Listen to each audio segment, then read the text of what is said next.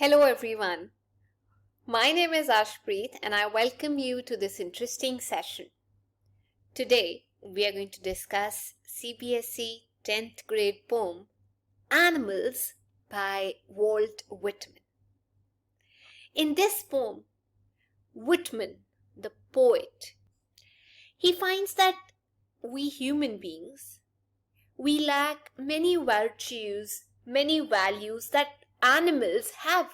He tells us that animals, they remain so calm, they're so quiet, and of course they're self-contained, they're happy with whatever they have. So let's get started. So in the first stanza, the poet realizes, he sees that human beings, they suffer from many faults. They lack basic values, basic virtues. And the poet doesn't find their company enjoyable. He looks at animals. He sees that those animals, they have many values, many virtues that men lack so badly. Talk about animals. I've seen that they're so calm, they're so quiet, they're self-contained. And they don't even depend on others for their company. They don't need company. They're happy all by themselves. So these qualities of animals fill the poet with wonder. He stands near them. He looks at them for long and he wants to enjoy their company. That's all about the first stanza. Moving on to the second one. Comparing animals with human beings, the poet says that animals, they don't remain in that state of anxiety.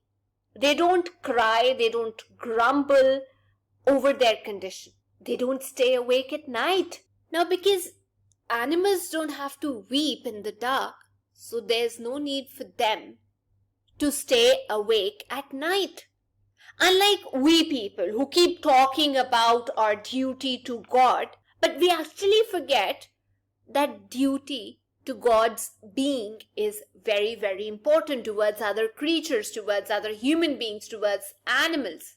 So the poet says that all this makes me sick. He just tells us that animals, they just don't involve in this kind of a thinking. They're happy where they are. Now that was the second stanza. Moving on to the third one. So the poet continues to draw comparison between animals and men. And Whitman says that not a single animal I've known is dissatisfied with its condition or unhappy. But on the contrary, man, human beings, they remain dissatisfied and unhappy throughout their life. But there is not a single animal that has that craze, the mania of owing things, the madness of owing things. And human beings, they're mad about possessing material things. No animal has to kneel or bow to another. Not of his race, not to any of his ancestors, even who lived 1,000 years ago. And in fact, there's no animal that's sad or unhappy over this whole earth. No one is sorry or regretful because they've not committed any wrong or sin. So moving on to the last stanza, all this makes the poet think that I know more about these values, these virtues that animals possess. So all this makes the poet wonder if he dropped those tokens, those values, those virtues somewhere carelessly.